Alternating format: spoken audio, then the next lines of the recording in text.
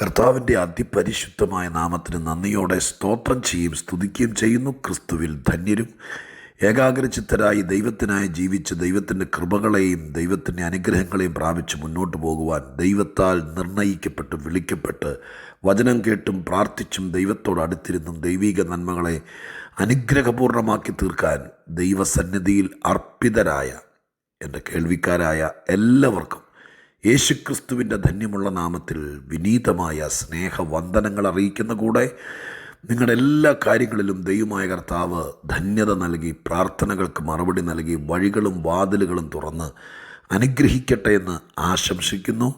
പ്രത്യേകാൽ നമ്മുടെ കർത്താവിന് സകല മഹത്വവും പുകഴ്ചയും എല്ലാം അർപ്പിച്ചുകൊണ്ട് ഏപ്രിൽ മാസത്തിൻ്റെ അവസാന ദിവസം ഒരു മാസം കൂടി ദൈവത്തിൻ്റെ കൃപയാൽ ഈ ഊഷരഭൂമിയിൽ ഈ മാസം തീർക്കത്തില്ല. പല വിഷയങ്ങൾ നമ്മുടെ നെഞ്ചിന് നേരെ മതിൽ പോലെ ഉയർന്നു വന്നപ്പോൾ ഓരോ ദിവസത്തിലും നമുക്ക് ധൈര്യം തന്ന് ബലം തന്ന് തരണം ചെയ്യാൻ കൃപ തന്ന് ചില വിഷയങ്ങൾക്ക് പരിഹാരം തന്ന് ചില കാര്യങ്ങളെ ദൈവം തന്നെ കൈകാര്യം ചെയ്ത് ഇത്രത്തോളം ഈ മാസം കൂടെ നമുക്ക് തരണം ചെയ്യാൻ കൃപ തന്ന ദൈവത്തിന് ഒത്തിരി സ്തോത്രം ചെയ്യുന്നു. എന്നെയും നിങ്ങളെയും കൺമണി പോലെ കാത്തു പരിപാലിക്കുന്ന നമ്മുടെ രക്ഷിതാവിന് നന്ദി കരേറ്റിക്കൊണ്ട് ഇന്നത്തെ ഏപ്രിൽ മാസത്തെ അവസാന ദിവസത്തിലെ ആത്മീക ദൂത് പങ്കുവയ്ക്കാൻ ഞാൻ കർത്താവിൽ വെമ്പൽ കൊള്ളുകയാണ്. പരിചിതമായിരിക്കുന്നൊരു വേദവാക്യം രൂത്തിൻ്റെ പുസ്തകത്തിൽ നിന്ന് വായിക്കുകയാണ്. രൂത്തിൻ്റെ പുസ്തകം 2-ാമത്തെ അധ്യായം 14-ാമത്തെ വാക്യം ഞാൻ നിങ്ങളെ വായിച്ചു കേൾപ്പിക്കാം. രൂത്തിൻ്റെ പുസ്തകം 2-ാം അധ്യായം 14-ാമത്തെ വാക്യം. ഭക്ഷണ സമയത്ത് ബോവസ് അവളോട്, ഇവിടെ വന്ന് ഭക്ഷണം കഴിക്കുക, കഷണം ചാറ്റിൽ മുക്കിക്കൊള്ളുക എന്ന് പറഞ്ഞു. അങ്ങനെ അവൻ കൊയ്ത്തുകാരുടെ അരികെ ഇരുന്നു. അവൻ അവൾക്ക് മലര് കൊടുത്തു. അവൾ തിന്ന് തൃപ്തയായി ശേഷിപ്പിക്കുകയും ചെയ്തു. രൂത്ത് നിങ്ങൾക്കെല്ലാവർക്കും ഇഷ്ടപ്പെട്ട കഥാപാത്രമാണ്. വേദപുസ്തകത്തിൽ എല്ലാവരും ഇഷ്ടപ്പെടുന്ന വായനക്കാർക്കേറെ ഹൃദയസ്പർശ്യമായൊരു കഥാപാത്രം. രൂത്തിൻ്റെ ജീവിതം ഒരുപാട് പേരുടെ ജീവിതവുമായിട്ട് ചേർത്ത് വെച്ച് പഠിക്കാറുണ്ട്. നിങ്ങളിൽ പലരും രൂത്തിനെക്കുറിച്ചൊരു പ്രസംഗം കേൾക്കുമ്പോൾ അധികം കാതോർക്കുമെന്നും എനിക്കറിയാം. അതുകൊണ്ട് തന്നെ ഇന്നത്തെ ചിന്ത പരിശുദ്ധാത്മാവ് ഈ ഭാഗത്തുനിന്ന് തരുവാൻ ദൈവത്തിന് ഇഷ്ടം തോന്നിയതിനും ഞാൻ ദൈവത്തെ സ്തുതിക്കുകയാണ്. ബോവസിൻ്റെ വയലിൽ വന്നുപെട്ട രൂത്ത്, പിന്നാമ്പുറങ്ങൾ ഞാൻ പറയണ്ടല്ലോ, അവിടെ വന്ന് കാലപറക്കുകാരിയായിട്ട് കാലപറക്കുക. ഭാഗ്യവശാൽ ബോവസ് അവളെ ശ്രദ്ധിച്ചു. ഈ കൊയ്ത്തിൻ്റെ മേലാളനോട് ഈ പെൺകുട്ടി ആരാന്ന് ചോദിച്ചു. കാര്യങ്ങൾ മേലാളൻ ബോവസിനോട് പറഞ്ഞു. അടുത്തിടപെട്ടു. അസാധാരണമായിരിക്കുന്ന കരുണയും ദയയും കൃപയും രൂത്തിന് കിട്ടാൻ തുടങ്ങി. നിങ്ങൾക്കറിയാലോ, ഈ പുസ്തകം വീണ്ടെടുപ്പുകാരനായ ക്രിസ്തുവിനും ക്രിസ്തുവിൻ്റെ സഭയാകുന്ന വയലിൽ വന്ന ഒരു സാധാരണക്കാരനായ വിശ്വാസിക്കും നിഴലായി നിൽക്കുന്നതാണ്. അതാണ് ഈ പുസ്തകത്തിൻ്റെ ഏറ്റവും വലിയ പ്രാധാന്യത. വീണ്ടെടുപ്പുകാരനായിരിക്കുന്ന കർത്താവിൻ്റെ കണ്ണ് നമ്മുടെ മേൽ പതിഞ്ഞാൽ കർത്താവിൻ്റെ കരുണയും കൃപയും അസാധാരണമായിട്ട് നമുക്ക് ലഭിക്കാൻ തുടങ്ങും. ഈ കർത്താവ് നമ്മോട് സംസാരിക്കാൻ തുടങ്ങും, നമ്മളെക്കുറിച്ച് അന്വേഷിക്കാൻ തുടങ്ങും. ഇങ്ങനെ ഒത്തിരി കാര്യങ്ങൾ ഈ പുസ്തകത്തിൻ്റെ പുറകിൽ നമുക്ക് ഏറെ ഹൃദയത്തുടിപ്പുകൾ സമ്മാനിക്കുന്നതായിട്ടുണ്ട്. എന്നെ നിങ്ങളെയൊക്കെ ഇങ്ങനെ തന്നെയാണ് കർത്താവ് കാണുന്നത്. അതിനപ്പുറം ഈ വാക്യം 14-ാം വാക്യം, ഉച്ചയ്ക്ക് എല്ലാവരും ഭക്ഷണം കഴിക്കുന്ന സമയമായപ്പോഴത്തേക്കും കൊയ്ത്തുകാരൊക്കെ വീട്ടിൽ നിന്ന് കൊണ്ടുവന്നിരിക്കുന്ന പൊതിച്ചോറ് അല്ലെങ്കിൽ അവർ തയ്യാറാക്കി കൊണ്ടുവന്നിരിക്കുന്ന ഉച്ചഭക്ഷണം കഴിക്കാൻ വേണ്ടി വയലിൽ നിന്ന് നേരെ കരയിൽ കയറിയിരുന്ന് കൈയും കാലൊക്കെ കഴിക്കാൻ ഒരുങ്ങിയ ഞാൻ ഒത്തിരി കൃഷിക്കാരുടെ കൂടെ നിന്നിട്ടുണ്ട്. കൃഷിക്കാരൻ്റെ ഭവനത്തിൽ വളർന്നതാണ്. അതുകൊണ്ട് ഇതൊക്കെ ഞാൻ കണ്ടിട്ടുണ്ട്. ഉച്ചയായപ്പോഴേക്കും ഈ പൊരിവെയിലത്ത് അല്ലെങ്കിൽ നനയുന്ന മഴയത്ത് നിന്ന് പണിയെടുക്കുന്നവർ കരുതി വെച്ചിരിക്കുന്ന ആഹാരം ആർത്തിയോടെ കഴിക്കാൻ വേണ്ടി ഒരുങ്ങുക. ബോവസ് ഒരു വർത്തമാനം രൂത്തിനോട് പറയുക, ഇവിടെ വന്ന് എൻ്റെ അടുത്ത് വന്നിരുന്ന് കഴിച്ചോ, ഈ ആൾക്കാരുടെ കൂടെ ഇരുന്ന് കഴിച്ചോളാൻ പറഞ്ഞു. ഇവിടെ വന്ന് ഭക്ഷണം കഴിക്കുക, അങ്ങനെയാണ് എഴുതിയിരിക്കുന്നത്. ബോവസ് അവളോട് ഇവിടെ വന്ന് ഭക്ഷണം കഴിക്കുക, കഷ്ണം ചാറ്റിൽ മുക്കിക്കൊള്ളുക എന്ന് പറഞ്ഞു. ഇംഗ്ലീഷിലാണെങ്കിൽ നിൻ്റെ ആഹാരം കഴിക്കുക, നിൻ്റെ കഷ്ണം ഈ ചാറിൽ മുക്കിക്കോ. സ്വാഭാവികമായിട്ട് സ്കൂളിൽ പഠിക്കുന്ന കാലത്തും ജോലിക്കൊക്കെ പോകുമ്പോൾ അങ്ങനെയാണ്. എല്ലാവരും കൂടി വട്ടം കൂടിയിരുന്ന് കഴിക്കുമ്പോൾ ഒരാളുടെ മുട്ട പൊരിച്ചത് ഇച്ചിരി ഇങ്ങോട്ട് കൊടുക്കും, ഒരാളുടെ ചമ്മന്തി അരച്ചത് ഇച്ചിരി അങ്ങോട്ട് കൊടുക്കും. അങ്ങനെയൊക്കെ ആണല്ലോ നമ്മൾ. അതുപോലത്തെ ഒരു ടോക്കിംഗ് ആണ് ഇവിടെ. നീ കൊണ്ടുവന്നിരിക്കുന്ന ആ റൊട്ടി അത് ദേ ഈ ചാറിനകത്ത് മുക്കിക്കോ എന്നാണ് പറഞ്ഞത്. പക്ഷേ അവിടെ ഞെട്ടിപ്പിക്കുന്നൊരു സത്യമുണ്ട്. കഴിക്കാൻ വേണ്ടി അവിടെ ചെന്നിരുന്ന സമയത്ത് എല്ലാവരും വീട്ടിൽ നിന്നൊരു പൊതിയിൽ റൊട്ടിയോ ബ്രെഡോ എന്തെങ്കിലുമൊക്കെ കൊണ്ടുവന്നിട്ടുണ്ട്. പക്ഷെ പട്ടിണിയായി ദൂരത്തുനിന്ന് വന്ന് ഒരു നേരത്തെ ആഹാരത്തിനൊന്നുമില്ലാത്ത വീട്ടിൽ നിന്ന് കാലപിറക്കാൻ വന്ന ഇവള് വീട്ടിൽ നിന്ന് പൊതിച്ചോറൊന്നും കൊണ്ടുവന്നിട്ടില്ല. സത്യമാണ് ഈ പറയുന്നത്. കൊണ്ടുവരാൻ ആ വീട്ടിലില്ല. ഈ കാലപിറക്കി കൊണ്ടുപോയത് ഇടിച്ച് ഒരുക്കിയിട്ട് വേണം അമ്മായിയമ്മയ്ക്കും കൂടി എന്തെങ്കിലും കൊടുക്കാൻ. അത്താഴത്തിലേക്ക് എന്തെങ്കിലും ആയാലായി, അത്രയേ ഉള്ളൂ. ഉച്ചഭക്ഷണം ഇവക്കടെ കയ്യിലില്ല, കൊണ്ടുവന്നിട്ടില്ല. ബോസ് വിളിച്ചു, എല്ലാവരുടെയും കഴിയും ഭക്ഷണമുള്ളവല്ലോ, ബാ ഇവിടെ ഈ കരയിൽ കയറിയിരുന്ന് കഴിച്ചോ എന്ന് പറഞ്ഞു. രൂത്ത് കൊയ്ത്തുകാരുടെ കൂടെ പോയിരുന്നു. പക്ഷെ അവളുടെ കയ്യിൽ പൊതിയില്ല, ആഹാരമില്ല. ഇല്ലാതിരിക്കുക. ഇത് കൊയ്ത്തുകാരും ശ്രദ്ധിച്ചില്ല. കൊയ്ത്തുകാർ ശ്രദ്ധിച്ചില്ല, പക്ഷെ ബോവസ് ശ്രദ്ധിച്ചു. ഞാൻ ഇന്ന് ഈ ഭാഗത്ത് എൻ്റെ ശ്രദ്ധേയമായ ചിന്ത ഉടക്കിയത് അവിടെയാണ്.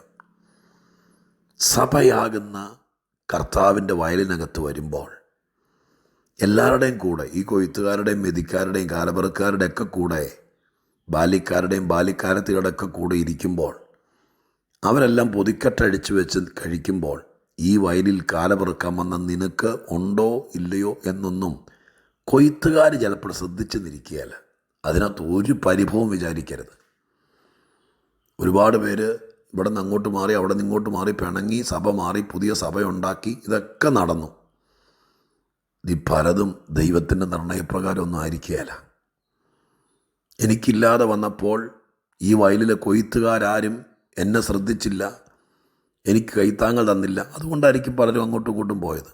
ഇവിടെ ഒരു ഗുണപാഠം പറയാം. കൊയ്ത്തുകാരും ഒരു ഉരുളക്കിഴങ്ങിൻ്റെ കഷ്ണം പോലും, അയ്യോ മോളെ നീ ചുമ്മാ ഇരിക്കേണ്ട, അതെ ഇത് തിന്നുകൊണ്ടിരിക്കാൻ പറഞ്ഞുകൊണ്ട് സലാഡ് പോലും കൊടുത്തില്ല. അവർ തരികയല്ല, അവരിത് പ്രതീക്ഷിക്കുകയും ചെയ്യരുത്. പക്ഷേ ആരും ശ്രദ്ധിക്കാത്തത് ബോവസ് ശ്രദ്ധിച്ചു. എല്ലാവരും ചോറ്റും പാത്രം തുറന്നു വെച്ച് കഴിക്കാൻ തുടങ്ങുമ്പോൾ രൂത്തിൻ്റെ കയ്യിലില്ല, ഒന്നുമില്ല. ബോവസ് വിചാരിച്ച ഒക്കടയിൽ റൊട്ടി കാണും, ഈ ചാറിനകത്ത് മുക്കി കഴിച്ചോളാം. പക്ഷേ റൊട്ടി ഉണ്ടെങ്കിലല്ലേ ചാറിൽ മുക്കാൻ പറ്റുള്ളൂ. അങ്ങനെ ഇരിക്കുന്ന വേളയിൽ ബോവസ് അവക്ക് ബിരിയാണി കൊടുത്തു എന്നല്ല, പൊറോട്ട ഇറച്ചിയും കൊടുത്തു എന്നല്ല. നിങ്ങൾ കണ്ടോ? ബോവസ് അവക്ക് മലര് കൊടുത്തു. മലര് കൊടുത്തു. മലര് അവലല്ല, അവല് നനച്ചതല്ല, മലര് കണ്ടിട്ടുണ്ടോ? മലര് കഴിച്ചിട്ടുണ്ടോ? കഴിക്കണം. മലരെന്ന് പറയുന്നത് ഒരു വലിയ ബ്രേക്ക്ഫാസ്റ്റോ ലഞ്ചോ ഡിന്നറോ ഒന്നുമല്ല. വെറുതെ ഇങ്ങനെ ചായക്ക് കുറിക്കാൻ വേണ്ടി പറ്റുന്ന, എന്താ പറയുക, ഫ്രൈ ചെയ്ത അരിയാണല്ലേ, അതാണ്. അത് വലിയ വിശപ്പ് മാറുന്ന സാധനമൊന്നുമല്ല. കഴിച്ചിട്ടുള്ളവർക്കും അതിനെക്കുറിച്ച് അറിയാവുന്നവർക്കും അറിയാം. മലര് സാധാരണ ഈ ഉത്സവത്തിനും കാര്യത്തിനൊക്കെ ഉപയോഗിക്കുന്ന ഒരു ട്രഡീഷണൽ സംഭവം കൂടിയാണത്. ഇവിടെ അതാണെന്നല്ല ഞാൻ പറഞ്ഞത്. മലര് വലിയൊരു ഹെവി ഫുഡല്ല.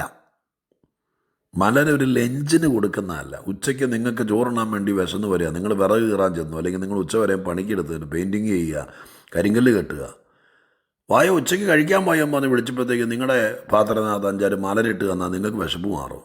ഉച്ചയ്ക്ക് കഴിക്കുന്ന ഫുഡല്ല ഈ മലര്. 6 മണിക്ക് ചായ കുടിക്കുമ്പോൾ ചുമ്മാ തമാശന് കപ്പലണ്ടി കുറിക്കുമ്പോൾ കുറിക്കാന്നുള്ളേ ഉള്ളൂ. അത് വിശപ്പ് മാറുന്നൊരു ഫുഡല്ല. പക്ഷേ ബോവസ് അടുത്തേക്ക് വിളിച്ചിട്ട് ആ കൈക്കുമ്പിളിൽ ഇച്ചിരി മലര് കൊടുത്തു. ഈ മലര് തിന്നു കഴിഞ്ഞപ്പോൾ അവിടെ എഴുതിയിരിക്കുന്നു, എന്നെ ആനവായിൽ അമ്പഴങ്ങ പോയതുപോലെ എന്ന് പഴഞ്ചൊല്ല് പറയുന്ന പോലെ, കഷ്ടപ്പെട്ട് പണിയെടുത്ത് വെയിൽ കൊണ്ട് വെക്കുന്ന രൂത്ത് എന്ന ചെറുപ്പക്കാരിയുടെ ഇരുമ്പ് തിന്നാൽ ദഹിക്കുന്ന പ്രായത്തിൽ മലര് തിന്നാൽ എങ്ങനെ ഒക്കും എന്നും ചോദിച്ചുകൊണ്ട് പദം പറഞ്ഞും പിറുപിറുത്തും നിന്നെന്നല്ല അവിടെ എഴുതിയിരിക്കുന്നത്. മലര് കൊടുത്തു. അവൾ തിന്ന് തൃപ്തയായി ശേഷിപ്പിച്ചു. ഞാൻ വീണ്ടും പറയുന്നു, എൻ്റെ അറിവിൽ, എൻ്റെ ചിന്തയിൽ മലര് അങ്ങനെ തൃപ്തിയായി കഴിക്കുന്നൊരു ഫുഡല്ല. പക്ഷെ ഇവിടെ ഭംഗിവാക്ക് എഴുതിയിരിക്കുകയല്ല. എല്ലാവരുടെയും പൊതിച്ചോറിനകത്ത് ചമ്മന്തി ഇടിച്ചതും മീൻ വറുത്തതും മുട്ട പൊരിച്ചതും തോരനും ഒക്കെ കണ്ടേക്കാം. പക്ഷെ ഇവക്കതൊന്നും ഉച്ചയ്ക്ക് കിട്ടിയില്ല. ഒരു കൈക്കുടന്നക്കകത്ത് ഇച്ചിരി മലര് കിട്ടി. പക്ഷേ അവളത് തിന്നു, തൃപ്തിയായി ശേഷിച്ചു. ഞാനിങ്ങനെ ഇന്ന് ദൈവാത്മാവിൽ ചിന്തിക്കുക, നമുക്ക് കിട്ടിയത്, ഞാൻ വീണ്ടും പറയുന്നു, മട്ടൻ ബിരിയാണിയാണോ ഡക്ക് റോസ്റ്റും പാലപ്പോ ആണോ, ഇതൊന്നുമല്ല വിഷയം.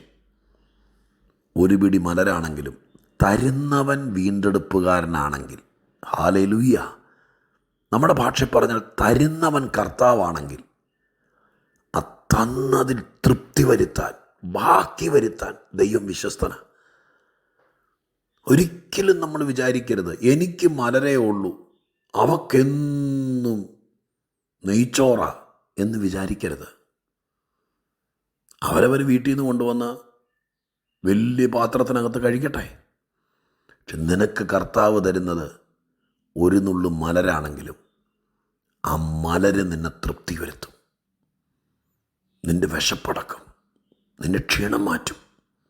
പോരാ, ശേഷിക്കും, ബാക്കി വരും.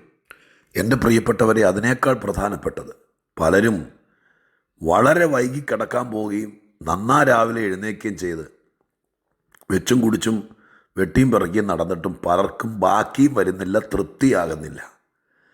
എന്നാൽ എന്നെ കേൾക്കുന്ന നിങ്ങളിൽ ചിലർ, നമ്മളിൽ ചിലർ, കർത്താവ് തന്നതിൽ നമുക്ക് തൃപ്തിയായി ശേഷിപ്പിച്ചു. 5 പേര് പണിയെടുക്കുന്ന വീട്ടിലും ഒന്നും ശേഷിക്കാത്തത് എനിക്കറിയാം. എന്നാൽ ഒരു ആൾ മാത്രം പണിയെടുക്കുകയും 6 അംഗങ്ങളുള്ള വീട്ടിൽ ഒരാൾക്ക് ദൈവം കൊടുക്കുന്നത് കൊണ്ട് തൃപ്തിയായി ശേഷിക്കുന്ന വീടും എനിക്കറിയാം. അതുകൊണ്ട് ഞാൻ ഇങ്ങനെ പറയാം, കർത്താവ് തന്നാലേ തൃപ്തിയാവുള്ളൂ. ഞാൻ ബോവസിനെ മറക്കുകയാണ് ഇവിടെ കേട്ടോ. വീണ്ടെടുപ്പുകാരൻ, രക്ഷിച്ചവൻ, കൊയ്ത്തുകാർ തന്നാലൊക്കെ ഇത്ര ഒരു ഉരുള ചോറ് തരും. ഞാൻ ആദ്യം പറഞ്ഞ പോലെ ചില ചമ്മന്തി ഒരു ഉരുളക്കിഴങ്ങും തരും, ആ മുട്ട പൊരിച്ചതിൻ്റെ ഇച്ചിരി തുമ്പ് തരും, അത്രയൊക്കെ ഉള്ളൂ. ഒന്നും ആവൂല. അവർ തരാതിരുന്നതിന് സ്വോത്രം പറഞ്ഞു. തരുവാണെങ്കിൽ ഉപദേശിമാരും സായിപ്പും പിന്നെ ചാരിറ്റി ബോർഡുകാരും ഇവരാരുമല്ല തരേണ്ടത്. തരുവാണെങ്കിൽ വീണ്ടെടുപ്പുകാരൻ തരണം. അവൻ തരുന്ന മലരും നിന്നെ തൃപ്തരാക്കും, ശേഷിപ്പിക്കും. ബാക്കി നിനക്ക് കൈക്കുമ്പിടി കാണും. ഞാൻ അവസാനിപ്പിച്ച് പ്രാർത്ഥിക്കാൻ ഒരുങ്ങുമ്പോൾ പറയാം, മനുഷ്യനിൽ നിന്നൊന്നും പ്രതീക്ഷിക്കരുത്. വിശപ്പ് കൊണ്ട് മുണ്ട് മുറുക്കി കൊടുത്താലും മനുഷ്യൻ്റെ മുമ്പിൽ കൈനീട്ടരുത്. അങ്ങപ്പുറം വീണ്ടെടുപ്പുകാരനുണ്ട്. വീണ്ടെടുപ്പുകാരൻ തരുന്ന മലര് നിൻ്റെ ജീവിതത്തെ ബലപ്പെടുത്തും, എല്ലാവരേക്കാൾ പുഷ്ടിപ്പെടുത്തും. നിൻ്റെ സൗന്ദര്യം വർദ്ധിപ്പിക്കും, സമാധാനം വർദ്ധിപ്പിക്കും, തൃപ്തി വരുത്തും. നമുക്ക് വീണ്ടെടുപ്പുകാരൻ തരാൻ വേണ്ടി കാത്തിരിക്കാം. മെയ് മാസം ദൈവം അനുവദിച്ചാൽ വീണ്ടെടുപ്പുകാരൻ നമുക്ക് വേണ്ടി കരുതി വച്ചിരിക്കുന്ന മലരാണെങ്കിലും നമ്മുടെ കൈ കിട്ടും. നമുക്ക് തൃപ്തി വരും, ബാക്കി വരും. അതിനായി കാത്തിരിക്കാം. ഇപ്പോൾ പ്രാർത്ഥിക്കാം. പരിശുദ്ധ ദൈവമേ, ഞങ്ങളുടെ സ്വർഗീയ പിതാവേ, ഈ പുസ്തകമൊക്കെ ഞങ്ങളെ പഠിപ്പിക്കുന്ന ഗുണപാഠങ്ങൾ എത്രയോ ശ്രേഷ്ഠമാണ് കർത്താവേ. മനുഷ്യൻ തന്നാൽ തൃപ്തിയാകൂല, അവൻ എന്തു തന്നാലും ഞങ്ങൾക്ക് തികയേല. സ്വർഗം തരുന്ന മലരിനകത്തും ഒരു സംതൃപ്തിയുണ്ട്, ഒരു നീക്ക് ബാക്കിയുണ്ട്. നാഥ, കഷ്ടപ്പാടും പ്രയാസവും കടമൊക്കെ ഉള്ള ഒത്തിരി പേര് എല്ലാ ദിവസവും ഇത് കേൾക്കുന്നുണ്ടല്ലോ. ഞാൻ ഇന്നേ ഞങ്ങളുടെ അടുത്ത മാസത്തിന് വേണ്ടി പ്രാർത്ഥിക്കുക. അങ്ങ് ഞങ്ങളുടെ അവസ്ഥ അറിഞ്ഞ്, വലുതൊന്നും വേണമെന്ന് പറയുന്നില്ല, മലരാണെങ്കിലും കരുതിയിട്ടുണ്ടല്ലോ ഞങ്ങളെ തൃപ്തരാക്കാൻ, ബാക്കി വരുത്താൻ. സ്വർഗം അത് തരുന്നൊരു മാസമായിരിക്കണേ. എല്ലാവർക്കും തൃപ്തി വരണേ.